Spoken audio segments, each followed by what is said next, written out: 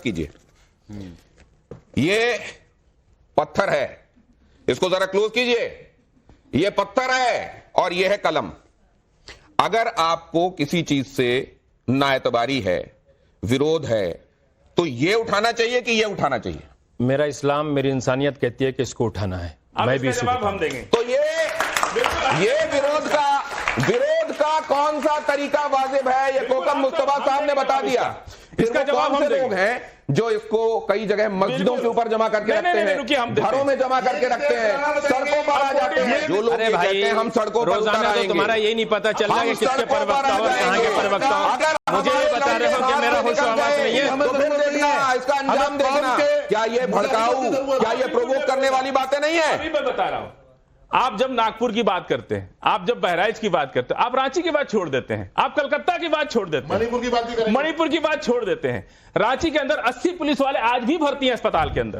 अभी भी 10 सिपाही जो है आईसीयू में हैं। भाजपा के खुलेआम कार्यकर्ता ने, मतलब एकदम फ्लैश कार्यकर्ता ने, इनके जैसे उन लोगों ने सामने आकर के 80 पुलिस वालों पर हमला किया। आपकी सोच को लेके एक बात कहना चाहता हूं। आपने नहीं, अगर गलत हूं तो बताइएगा। नहीं, आपका कहना किस तरीके का है पता है? अगर कहा जाए ये कमरा गंदा है, यहां झाड़ू लगाने की जरूरत है, वो उस हॉल की बात नहीं करते कितना ज्यादा कचरा पड़ा हुआ है, वो उस जगह की बात नहीं करते कितना ज्यादा कचरा पड़ा हुआ है, यहां साफ करने झाड़ू लगाने के। आपका नजरिया ये, एक सेकंड, ये भी गंदा रहने दो, ये भी गंदा रहने दो, क्योंकि वहां भी गंदगी पड़ी। आपका ये, एक सेकंड, अब जरा इसको देखिए, अब जरा इसको देखिए।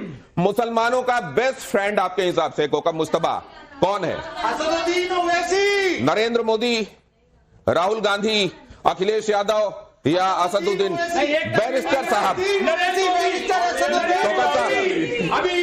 नरेंद्र मोदी सौगाते मोदी आ रहा है।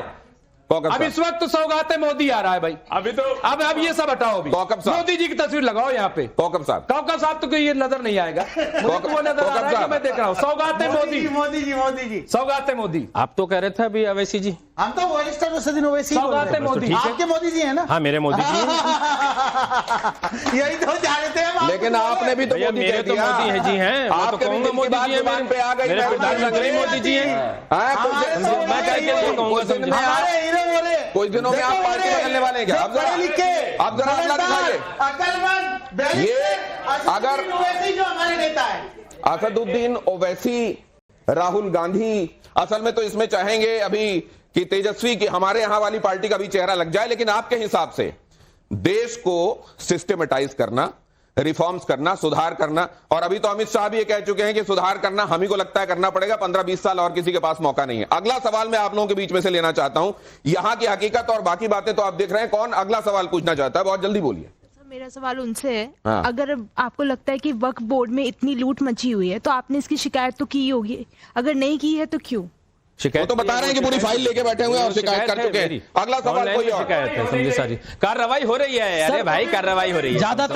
ज्यादा मेरा सवाल जब भी तो तरमीम की जरूरत है, जब भी तरमीम की जरूरत है, तरमीम की जब भी जरूरत है। रिसीविंग कॉपी कहाँ है? रिसीविंग कॉपी है, ये रिसीविंग कॉपी। तुम्हारे कहने से रिसीविंग कॉपी नहीं मिलेगी, समझे? रिसीविंग कॉपी तो असदुद्दीन अवैसी। अरे भाई, रिसीविंग कॉपी जो है असदुद्दीन अवैसी साहब को मैंने भेज दी थी। वो ये कह रहे हैं कि अगर आप शिकायत कर रहे हैं, आपकी शिकायत की सुनवाई हो रही है, कार्रवाई हो रही है, तो अमेंडमेंट काहे के लिए चाहिए आपको?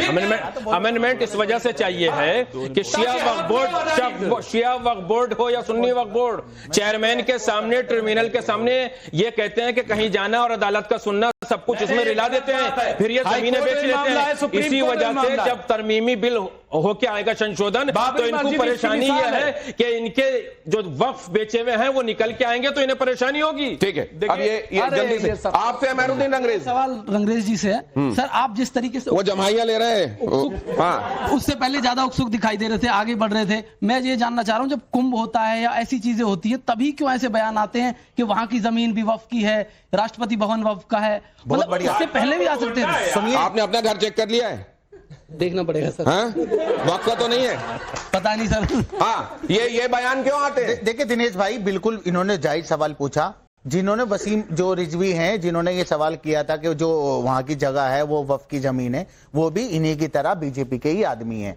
किसी आम मुसलमान ने, वहां के वक्फ बोर्ड ने, वहां के किसी भी अधिकारी ने ऐसी बात नहीं कही। अरे बरेलवी साहब का बयान था ये, जो प्लांट होकर इस तरीके की बातें करते हैं। जो हमारी गंगा जमनी तहजीब है, जो हिंदू मुसलमान सिख ईसाई की एक एकता है, उसको तोड़ने का काम ऐसे जो जयचंद है, जो बीजेपी के, जो हर तरीके के इस तरीके का प्रोपेगेंडा लाकर हमारे आपस में जो है जो दूरियां हैं उनको बहुत नहीं। वैसे मेहरुद्दीन रंगरेज, अगर आप ये मानते हैं कि बीजेपी के शासनकाल में दंगे होने कम हो गए हैं, कम्युनल दंगे कांग्रेस के समय ज्यादा होते थे, अभी आपने मानी है बात, दंगे फिर आप कहते हैं कि एकता तोड़ने की। अरे भाई साहब, जहां सब मिलजुल के रह रहे होते हैं वहीं दंगे कम होते हैं। अरे बताइए, वहीं पर दंगे कम होते हैं। और अगर आप ये बात मानते हैं तो अब तो सरकार बेहतर काम कर रही है ना। दिनेश भाई, एक सवाल पूछ लेता हूं मैं। जब भगदड़ हुई, भाई साहब आपके लिए है, जब वहां पर भगदड़ हुई, मुसलमानों ने अपनी मस्जिदें खोली, अपना दिल खोला, वहां पर उनकी सेवा करी या नहीं करी, बताओ।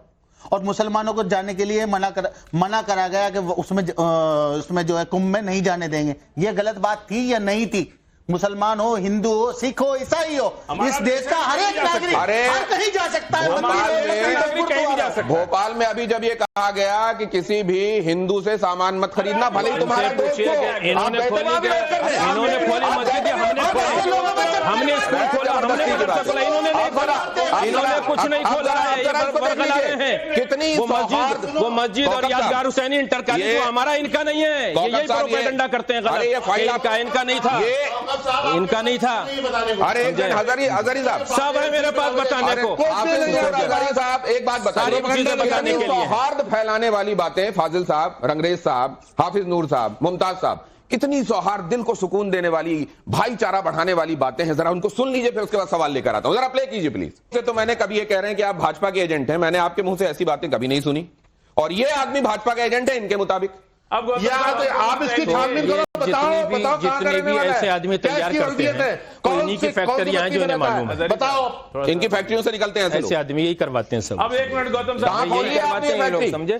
ये काम यही करवाते हैं, मोदी जी करवाते हैं, हम करवाते हैं, भारत वाले करवाते हैं। अब कोई नहीं करवाता, यही करवाते हैं, समझे?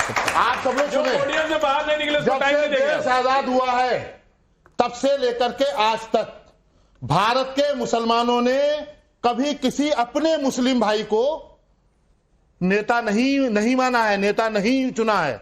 जब भी चुना है तो कभी ममता को, कभी समता को, कभी राहुल को, कभी सोनिया को, कभी राजीव गांधी को, कभी नेहरू को, कभी किसी को।